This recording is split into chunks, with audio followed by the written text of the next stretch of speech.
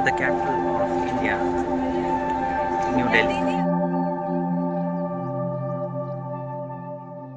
स्वागत है एक और सफर में, एक और नए मंजिल पर। इस बार हम अपने बैग्स पैक कर भारत की राजधानी दिल्ली के सफर पर निकल रहे हैं। आइए इस शहर को साथ मिलकर घूमते हैं।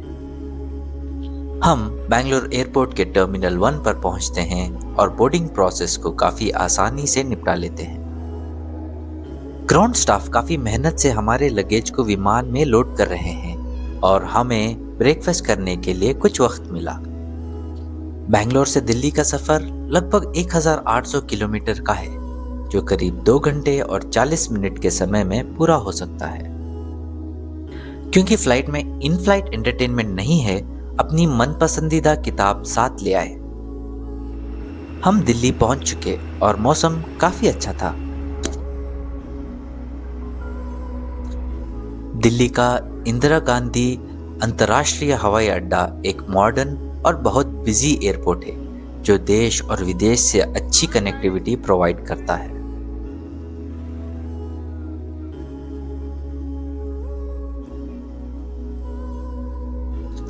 एयरपोर्ट से बाहर निकलते ही ऐप बेस्ड पिकअप पॉइंट से राइड लेना बेहतर रहेगा।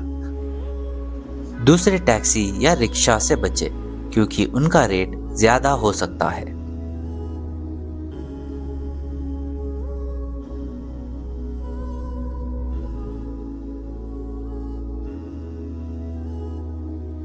हमारा स्टे नेहरू प्लेस के शेरवानी होटल में हुआ था, जिसमें सारी सुविधाएं मौजूद थी।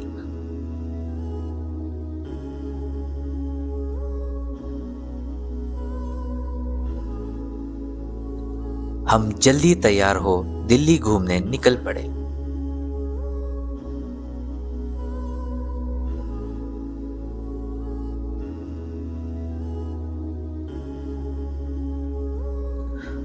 दिल्ली में सफर करने के कई ऑप्शंस हैं, लेकिन सबसे बेहतरीन ऑप्शन है मेट्रो। दिल्ली मेट्रो में सफर करना तेज और आसान है और यह शहर के हर मेजर हिस्सों को कनेक्ट करता है।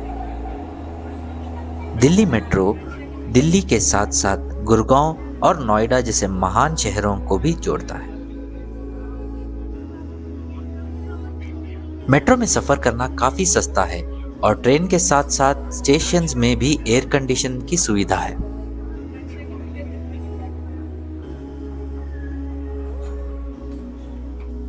क्योंकि हमारे पास कम वक्त है, हम सिर्फ कुछ ही मुख्तलिफ जगहों पे जाएंगे। हमारा पहला स्टॉप है लाल किला, जो मुगल शहंशाह शाहजहां ने 17वीं सदी में बनाया था। मेट्रो के सही एग्जिट से बाहर निकले, नहीं तो रोड क्रॉसिंग करने की दुविधा हो सकती है। रेड फोर्ट को 1638 और 1648 के बीच मुगल बादशाह शाहजहां ने बनवाया था, जब उन्होंने अपनी राजधानी आगरा से दिल्ली को शिफ्ट करने का फैसला लिया था। वह एक बड़ा किला चाहते थे जो उनकी हुकूमत की बड़ाई कर सकता था।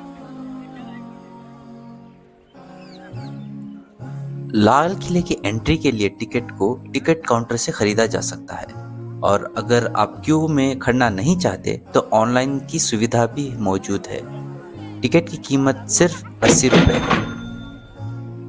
लाल किले को यमुना नदी के काफी करीब बनाया गया था, सिक्योरिटी और कन्वीनियंस के लिए।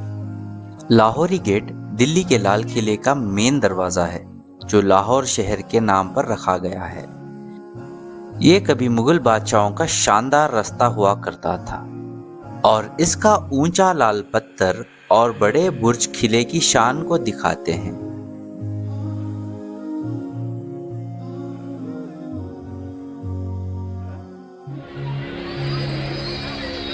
दरवाजे के कुछ ही देर आगे आपको यहाँ का मेन बाजार नजर आएगा, जिसका नाम चटा चौक है। यह ढका हुआ बाजार, जो पहले शाही खरीदारी के लिए था, आज भी यादों, जेवरों और हाथ के बनाए सामान की दुकानों के साथ चलता रहता है।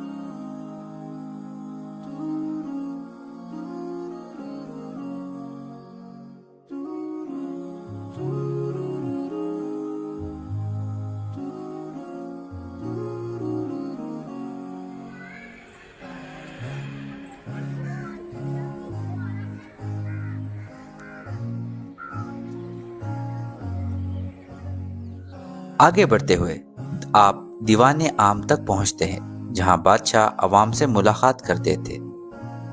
यह खुला दरबार है जिसमें काफी ऊंचे पिलर्स और एक ऊंचा तख्त भी है, जो इस सल्तनत की शान को दिखाता है। यह तख्त संगमरमर में बना है, जहां शहंशाह शाहजहां अवाम से बात करते थे और उनके मसले सुनते थे।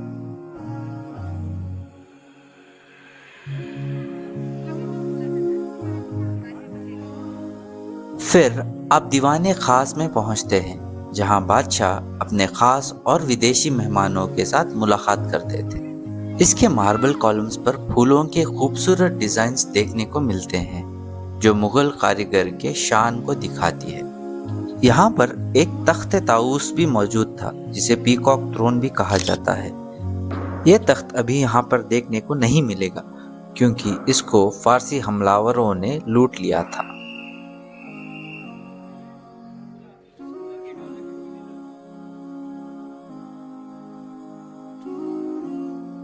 उसके बाद आप रंग महल में आते हैं, जहाँ शाही खवातीन रहती थी। महल के आसपास पानी के रास्ते हैं, जो महल को ठंडा रखते थे और एक पुरसुकून माहौल बनाते थे।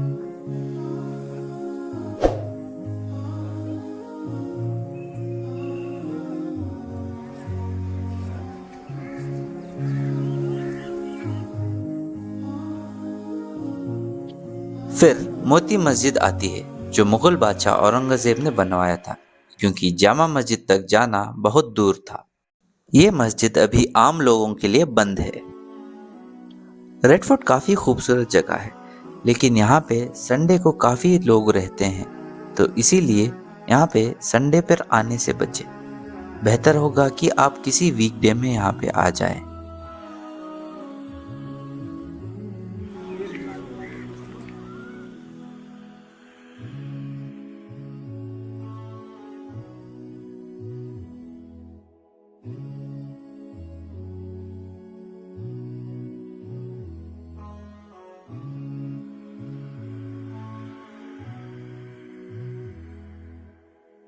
लाल किले में कई म्यूजियम्स है और उनमें से एक है जलियांवाला बाग म्यूजियम, जो 1919 में हुए कत्ले आम के शहीदों की यादों में बनाया गया है। इस म्यूजियम में वो असबाब, तस्वीरें और डॉक्यूमेंट्स है जो आज़ादी के जंग में दिए गए कुर्बानियों की याद दिलाती है और भारत की तारीखी लम्हों को जिंदा रखती है।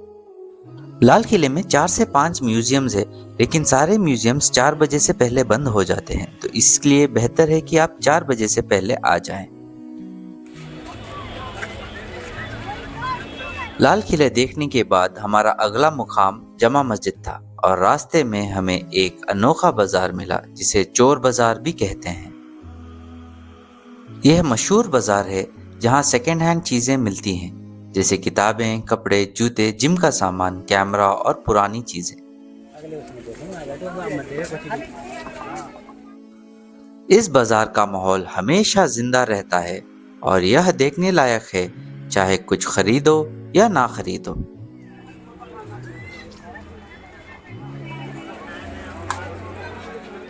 दिल्ली की जामा मस्जिद को 1644 से 1656 के दरमियान मुगल बादशाह शाहजहां ने बनवाई थी और ये भारत की सबसे बड़ी और खूबसूरत मस्जिदों में से एक है। लाल पत्थर और मार्बल की खूबसूरत बनावट के लिए मशहूर ये मस्जिद में 25,000 लोग नमाज पढ़ सकते हैं। जबरदस्त पैनोरामिक व्यू देखना पसंद करते हैं तो सीढ़ियां लेते हुए ऊपर चले जाएं।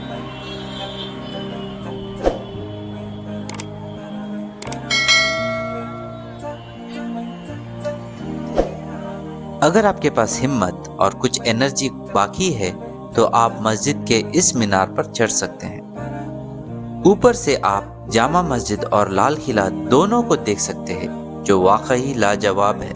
अगर भीड़ है तो ना जाए, क्योंकि बहुत कम समय मिलता है। पुराने जमाने में यहाँ से अज़ान भी दी जाती थी।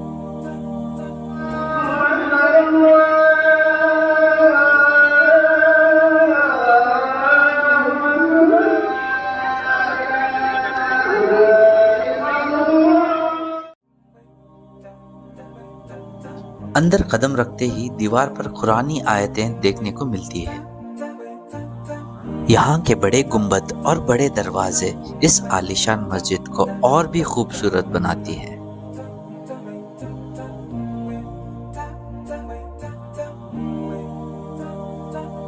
मैं सलाह देता हूँ जामा मस्जिद को सूरज ढलते वक्त देखने जरूर जाए, जब मस्जिद को लाइट अप किया होता है। यह बहुत ही अनोखा मंजर होता है। जैसे ही आप जामा मस्जिद से बाहर निकलते हैं, आप पुरानी दिल्ली की चांदनी चौक में आ जाते हैं, जो शहर के सबसे पुराने और बिजी बाजारों में से एक है। अगर आप खाने के शौकीन हैं तो आपके लिए एक खुशखबरी, चांदनी चौक में आपको कई प्रकार के खाने खाने को मिलते हैं, जैसे कि पराठा, फालूदा और मुगलई खाने जैसे तंदूरी चिकन।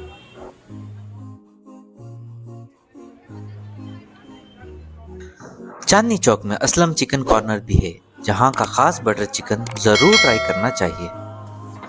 यह सॉफ्ट ग्रिल्ड चिकन बटर और क्रीमी सॉस में डूबा होता है और ताज़ी नान के साथ सर्व किया जाता है। इसकी कीमत सिर्फ 250 रुपये है। हमने शुद्ध भैंस के दूध से बनी एक कप ज़बरदस्त चाय के साथ अपने खाना ख़त्म किया। ये चाय मलाई से भरी हुई और स्वाद में लाजवाब थी। ये मेरे आदत से थोड़ी अलग थी, लेकिन आप जब सफ़र पे हो तो हर चीज़ ट्राई करना चाहिए। इस चाय की कीमत सिर्फ 20 रुपये है। इस बेहतरीन खाने के बाद हमने जामा मस्जिद से मेट्रो ली और नेशनल गैलरी स्टेशन की तरफ बढ़ गए, जहां असली एडवेंचर की शुरुआत हुई। एक रिक्शा को एंगेज कर दिल्ली के मशहूर मुकामात देखने के लिए निकल पड़े। अगला मुकाम कर्तव्य पथ, जो पहले राजपथ के नाम से भी जाना जाता था।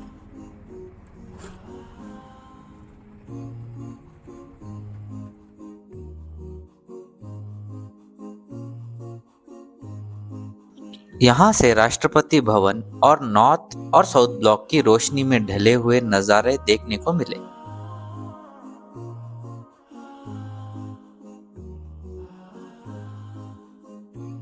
भारत की तारीखी ओल्ड पार्लियामेंट हाउस का भी दूर से मंजर देखने को मिला।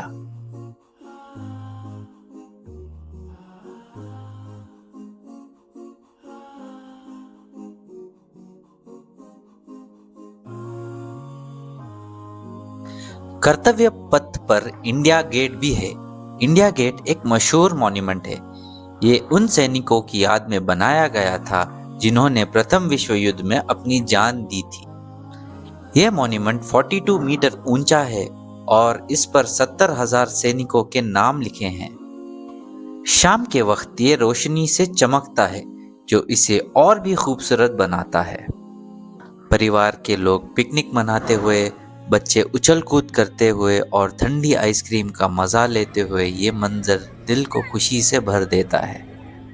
उम्मीद करता हूँ ये वीडियो आपको पसंद आया।